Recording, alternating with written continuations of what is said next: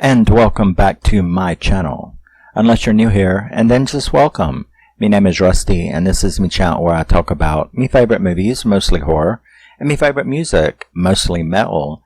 And, when people ask me why I do this, it's because I am such a film fan, a cinephile, and I'm very, very thankful when I hear about movies out there. I mean, there is millions. There has to be, right? Millions of horror movies from 1900 to now.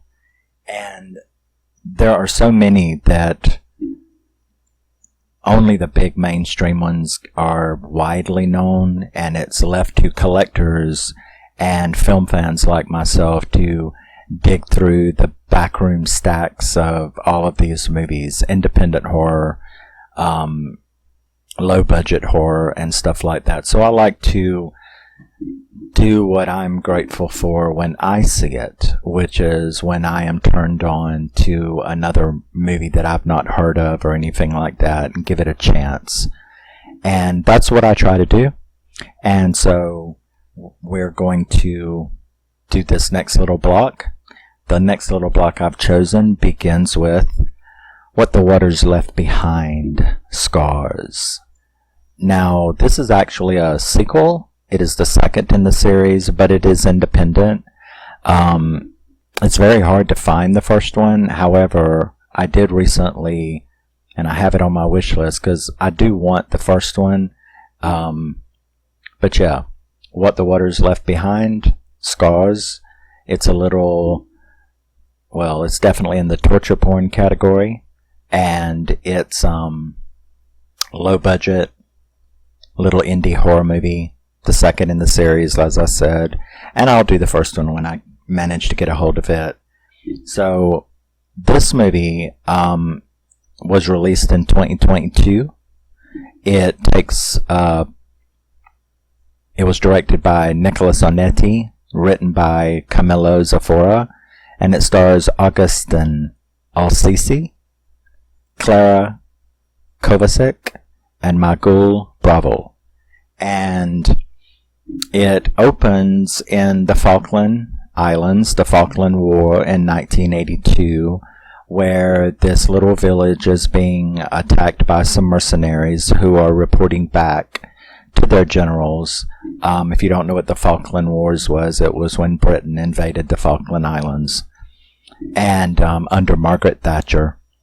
So he's reporting back how they all fell so easily that, they keep putting more and more kids on the battle lines and stuff like that.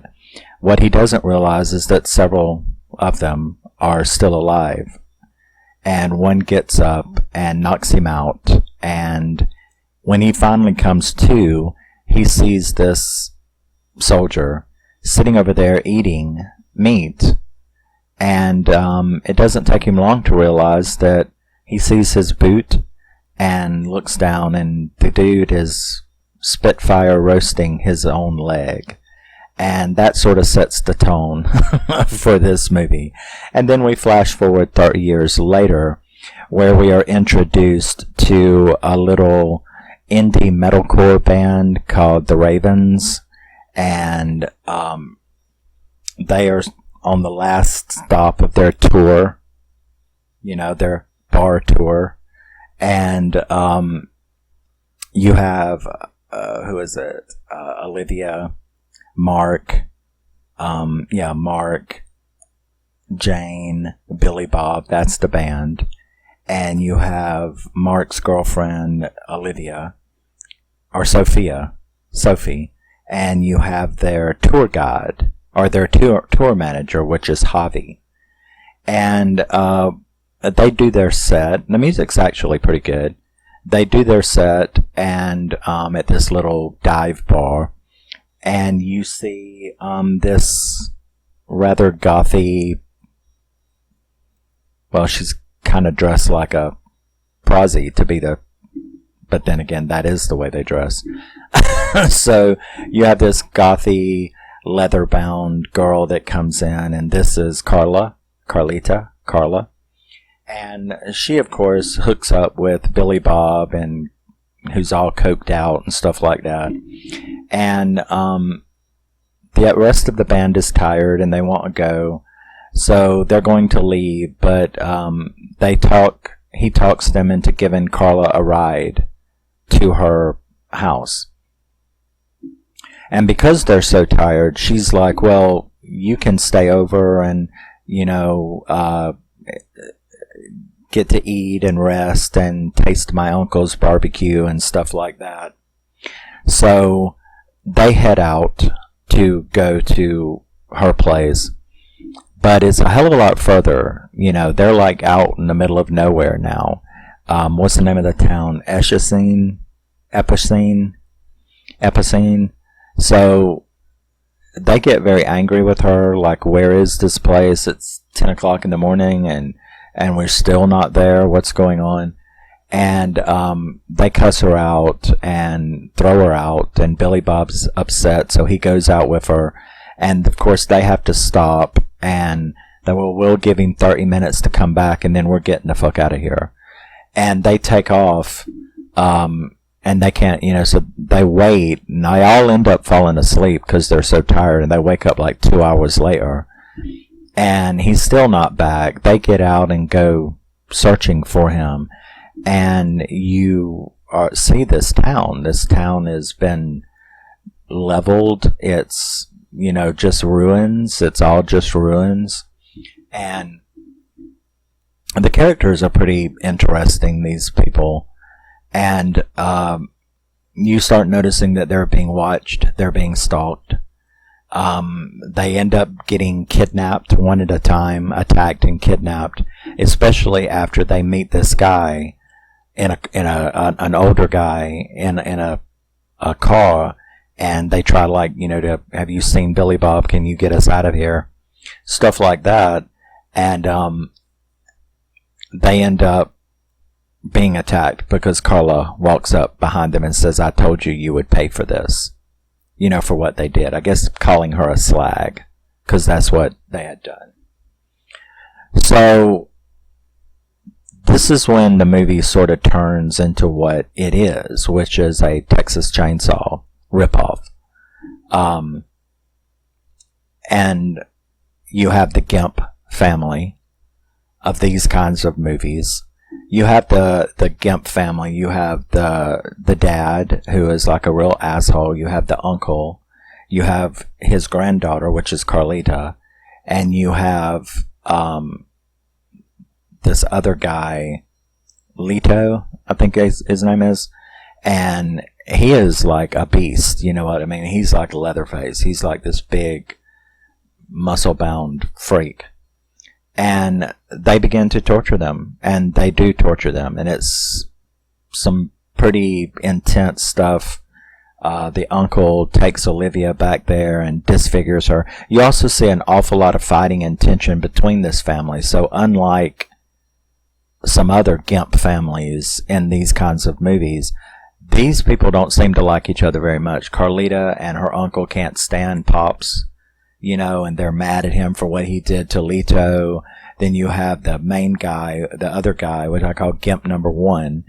And he is the same guy that did that in the Falklands 30 years ago, right? So he ends up taking Mark back there, and he assaults him, from the rear and plays with him. The uncle, disfigures Olivia's legs, or Sophie's legs, by,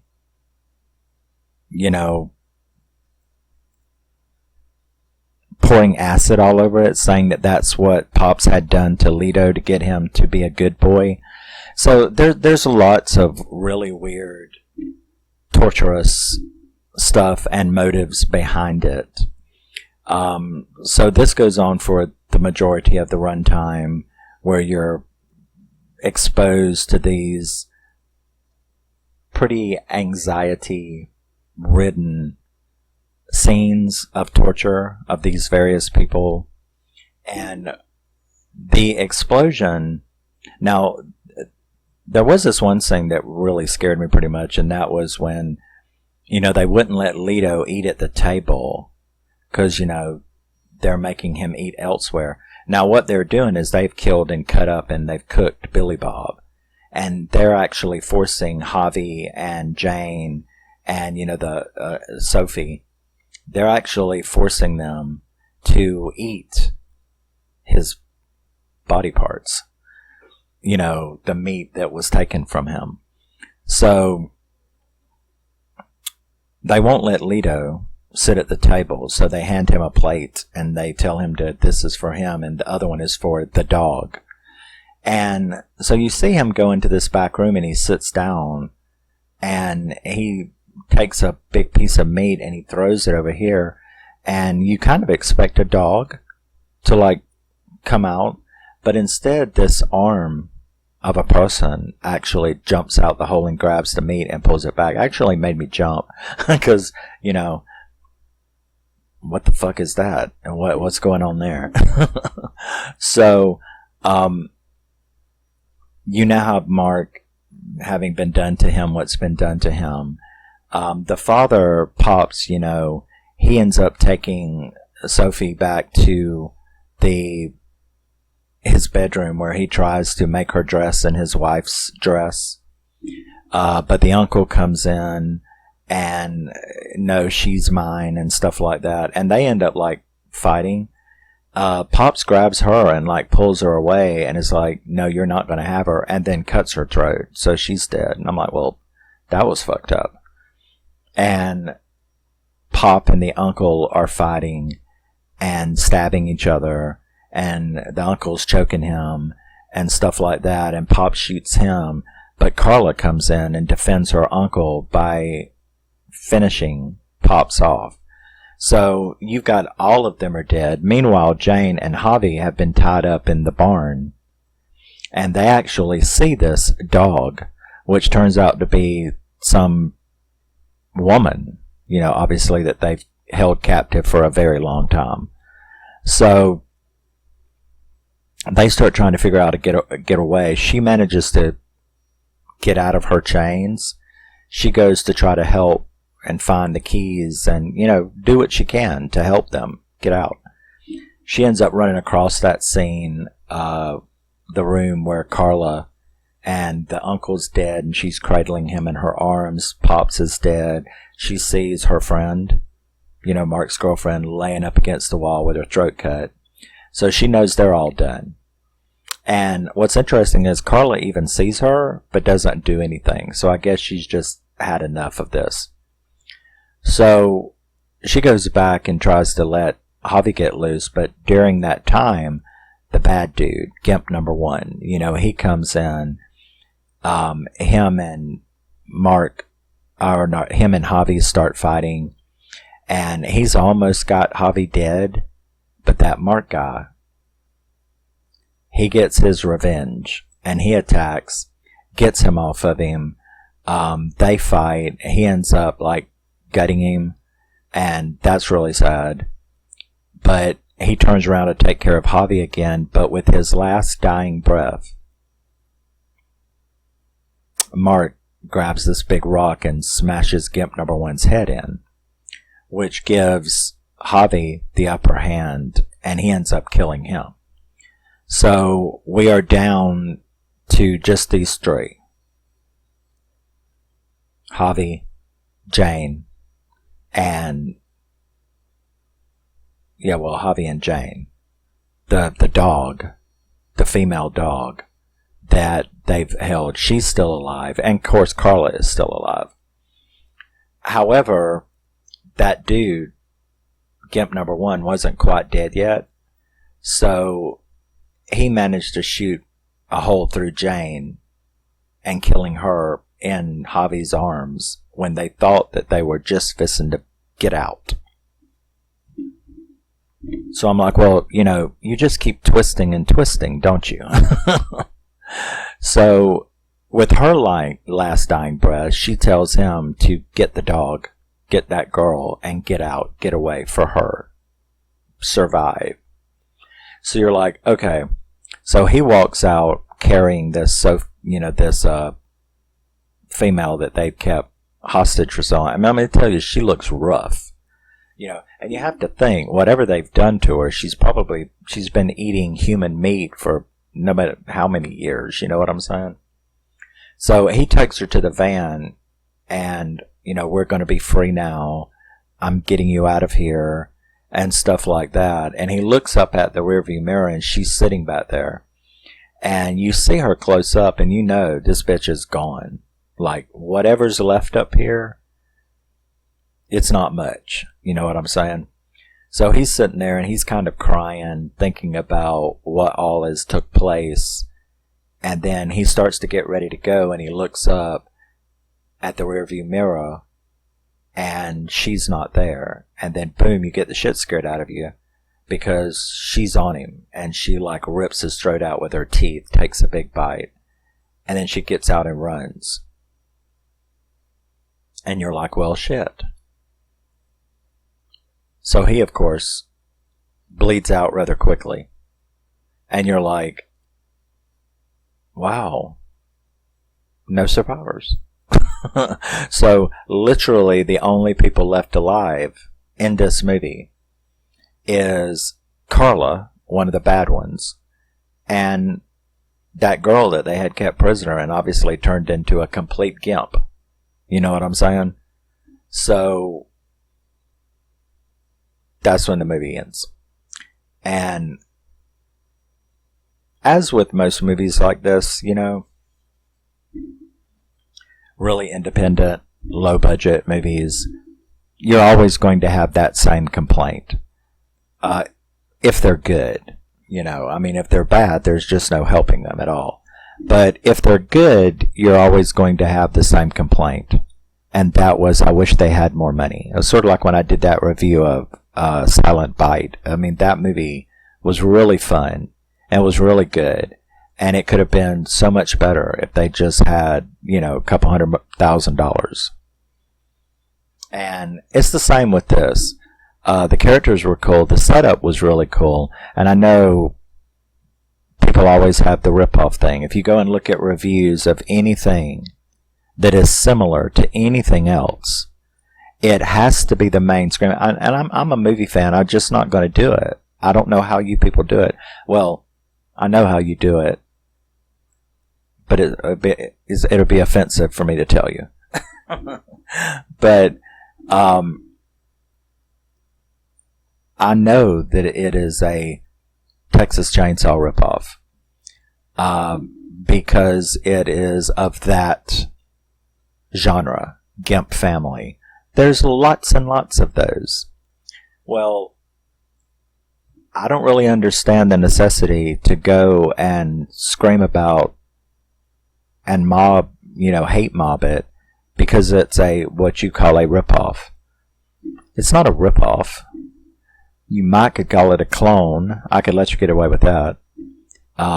You might could call it derivative. Sort of like what Madonna said about Lady Gaga's Born This Way.